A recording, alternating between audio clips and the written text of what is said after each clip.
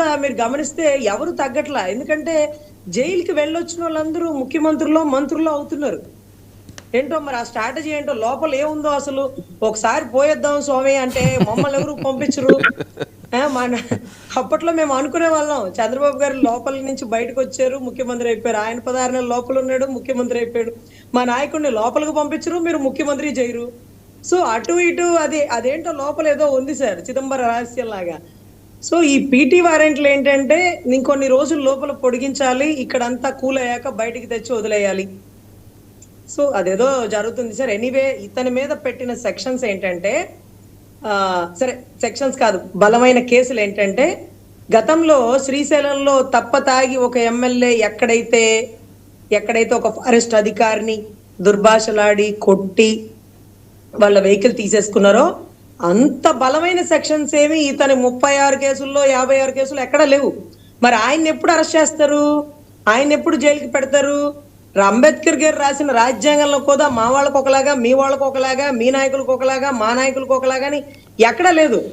So ఆయనకి అంటే ఇప్పుడు ఈయనతను చేసిన తప్పే, అతను చేసిన ఇంకా దుర్బలమైన తప్పు. ఒక శాసన మండలి సభ్యుడిగా, ఒక శాసనసభ సభ్యుడిగా ఉండి అలా చేయడం తప్పు.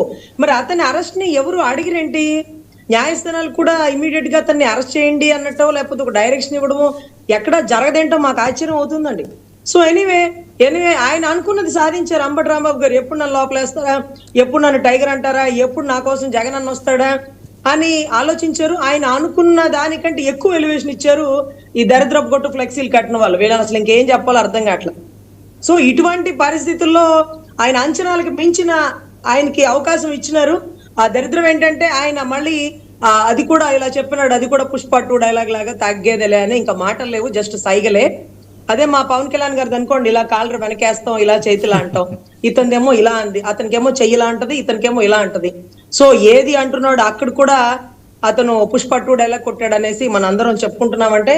సో ఎనీవే అతని ఆశని నిరాశ చేయకుండా అతనికి ఒక అద్భుత అవకాశాన్ని ఇచ్చినటువంటి ప్రతిపక్ష నాయకులకి బయటకు వచ్చాక ఫస్ట్ ధన్యవాదాలు మీకే తెలియజేసుకుంటారు. ఏంటి మీరు అన్ని బాగా అబ్జర్వ్ చేస్తున్నట్టున్నారు ఏంటి?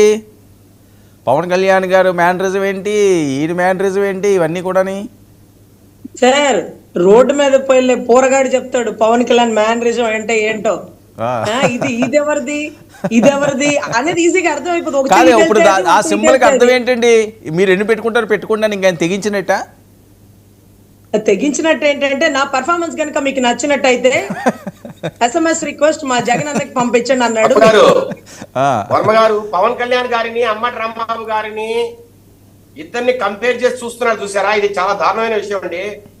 రజనీ గారు మరి ఆమె ఎంత రాజకీయాల్లో ఎన్ని రోజుల నుంచి కొనసాగుతుందో నాకు అర్థం కాలేదు. ఒక సెలబ్రిటీ పవన్ కళ్యాణ్ గారు ఈ రోజు లక్షల మందిని ఒక దగ్గర చేర్చగల సత్తా ఉన్న వ్యక్తి, ఒక మెగా పవర్ స్టారు, అలాంటి ఒక గొప్ప వ్యక్తిని ఈ రోజు సౌత్ ఇండియాలోనే ఏ ఊరికి వెళ్ళినా కూడా, ఏ రాష్ట్రానికి వెళ్ళినా, ఏ సిటీకి వెళ్ళినా కూడా వేల లక్షల మందిలో ఆయన కోసము ప్రజలు వచ్చే పరిస్థితి ఉంటే, అభిమానులు వచ్చే పరిస్థితి ఉంటే, ఆయన్ని తీసుకెళ్లి అంబటి రాంబాబుతో ఆయన ఏదో ఇక్కడ అన్నాడని, ఈయన ఇంకొక రకంగా అంటాడని మాట్లాడడం నిజంగా ఇది నాకైతే చాలా చూడడానికి అన్యాయంగా అనిపిస్తోందండి.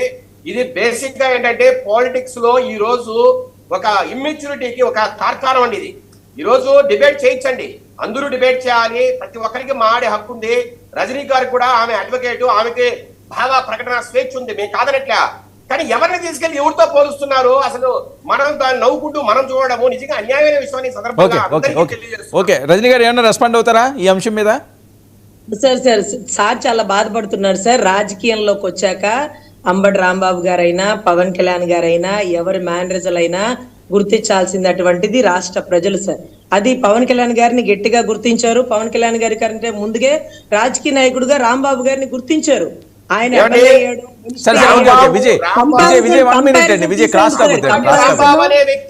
నేను ఇస్తాను క్లాస్ టాక్ విజయ్. ఒక ఎమ్మెల్యే గెలవగలండి, ఎమ్మెల్యేగా గెలవగలడా? భూముడి కాలంలో ఒకసారి గెలిచాడు, మళ్ళా ఈ మధ్య కాలంలో నాకు ఒక ఛాన్స్ ఇవ్వండి జగన్మోహన్ రెడ్డి గారు ఆయన తండ్రి పేరు చెప్పుకొని ముందుకెళ్తే అప్పుడు గెలిచాడు తప్పితే ఆయన ఎప్పుడో గెలవగలడా అండి? ఇంకా ముందరే గెలవగలడా?